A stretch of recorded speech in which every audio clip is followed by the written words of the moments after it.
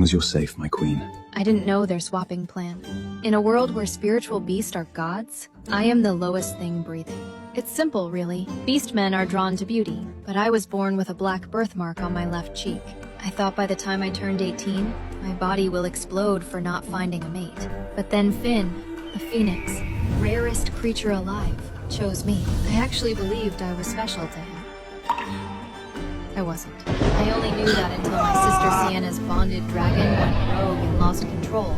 Finn shoved me to bind with that monster without blinking. Here's the thing. Sienna and I are identical twins. Identical, except for the mark on my face. I wasn't chosen. I was kept as a spare. In the spiritual beast world, every human must complete a bond before their 18th birthday, or their body tears itself apart from the inside. Sienna and I came into this world together, but I was born with the mark. She was born a masterpiece. Every beast man in the territory fought to bond with her, and she chose the most dangerous, the most powerful being in our realm. Beast men carry a sickness called the feral curse. When it takes hold, they hunt their bonded by memory alone, drag them into a shared nightmare, and torture them to death. I always knew Sienna would pick Alaric. Power calls to power. What I never saw coming was Finn choosing me.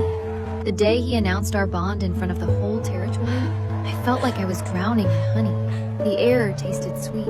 Even the people who had spent years spitting on me blurred into background noise. I stopped hearing the insults. I forgot every bruise they'd left. I thought everything I'd survived was just the universe clearing the path to him. Except, he never touched me. He never showed me his true form. When a beast man reveals their animal form to their bonded, it means love, trust, everything. Finn never once shifted in my presence. I couldn't find a single feather in the entire house. I told myself it was just his nature, that he was private. Then one night, I stayed up until 3 a.m. collecting morning dew, his favorite, and carried it to his room like an idiot. He was showing someone his true form. I stumbled through the door. That's the moment he saw me.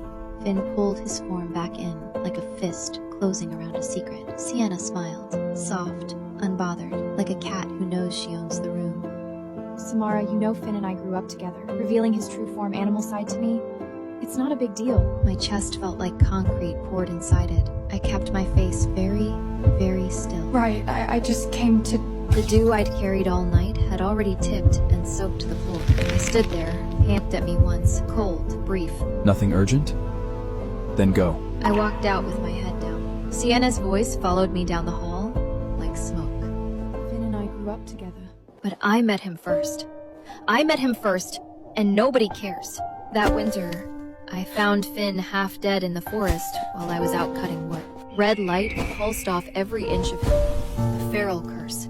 He was losing control. Every survival instinct I had screamed at me to run. His eyes stopped me. There was something in them I recognized. The desperate clawing at that same thing in mirrors for 17 years. I brought him home. I didn't sleep for weeks. I watched over him, learned his fever patterns, held him down through the worst nights. His body healed. The curse didn't lift. Then one day, Sienna visited. She told me to leave him to die. That a cursed beast wasn't worth the risk.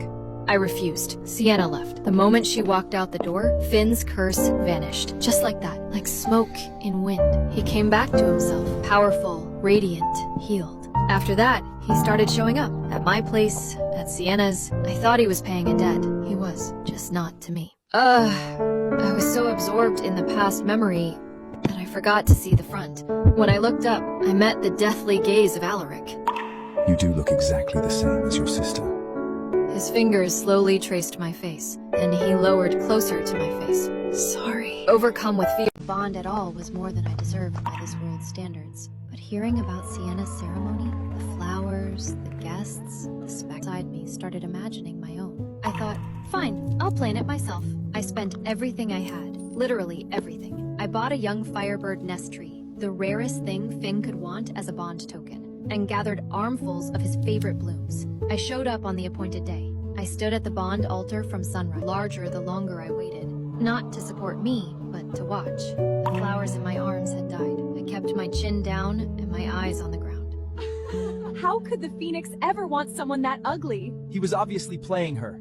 She's the only one who didn't know. Any other day, I would have put my fist through the face of whoever said that. Today, I just pushed through the crowd, silent, trying not to drown. Someone shoved me from behind. I hit the ground hard, but I caught the nest tree sapling before it could break, cradled it like it mattered. Then someone stomped on the pot.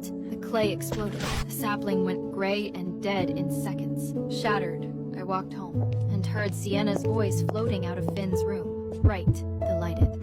Finn, this dress is beautiful. You actually made this with your own hands? Sienna, as long as you like it. Finn's voice was as flat as always, but the upward curl at the end, that small, involuntary warmth, exposed him completely. The door swung open, feathers lined the hem, Finn's tail feathers. Out of the house last week. He didn't want me seeing him make her a dress. He'd pulled his own feathers, the most sacred part of a phoenix's body, just to get the color right for her. He didn't come to my ceremony because of Sienna. All those years, every glance Finn ever threw across a room always landed on her, even agreeing to bond with me. I finally understood that too. It was just a reflex, a moment of wounded pride after she chose the dragon instead of him.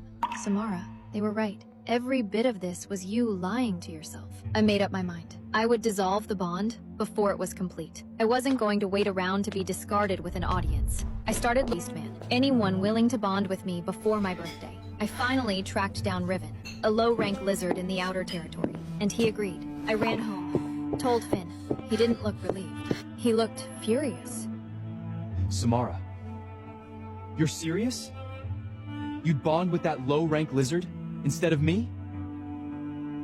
I didn't show up that day, but I had a reason. You saw— I stopped listening. He was busy. Too busy for me, never too busy for her. Because of my face. Because I was the ugly one. Because apparently being born with to be stood up, mocked in public, and made to feel grateful for scraps. I closed my eyes. Yes, Finn. I'm bonding with Riven. Fine, Samara. Don't come crawling back. He said it like I was the one abandoning him. I genuinely could not locate his logic.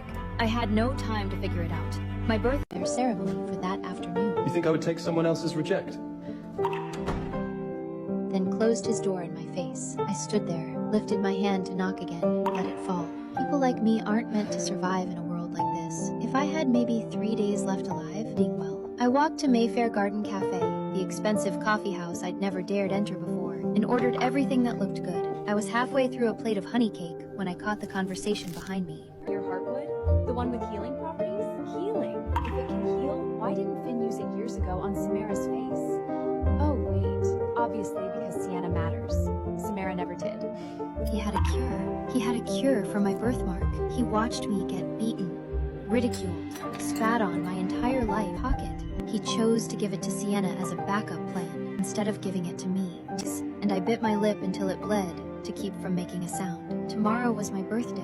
I was going to die. They would laugh at the way my body destroyed its house was blazing with light. The crowd had packed the main hall, shouting over each other. Alaric, Sienna's dragon, had gone fully bare. The feral curse had taken hold. Without a completed bond to tether him, Alaric wouldn't just hurt Sienna. He'd tear through the entire city. Dragons in rogue state always did. Everyone was screaming at Sienna to go through with the bond immediately. Only Finn was standing in her way, blocking her, keeping her back. But Finn couldn't hold the crowd forever. I looked at him one last time, but Sienna was made of glass, and walked to my room. His footsteps came fast. He threw open my door. Why was he here? His priority was right down the hall. Samara, you're the only one who can save her. Me? The dragon bonded with Sienna, not me. You and Sienna are identical, except for the mark. No one will know the difference. I opened my mouth to ask how I was supposed to remove a birthmark on 3 seconds notice. And then I remembered the conversation at Mayfair Garden. He already knew. Finn raised his hand. His expression showed something I might have called regret, but his arm was completely steady as it swung toward my throat. Samara, I'm sorry. Saved my life. I can't let her— Those were the last words I heard before the darkness took me. Finn, even now, not one word about me. I came back to consciousness in a moving carriage, dressed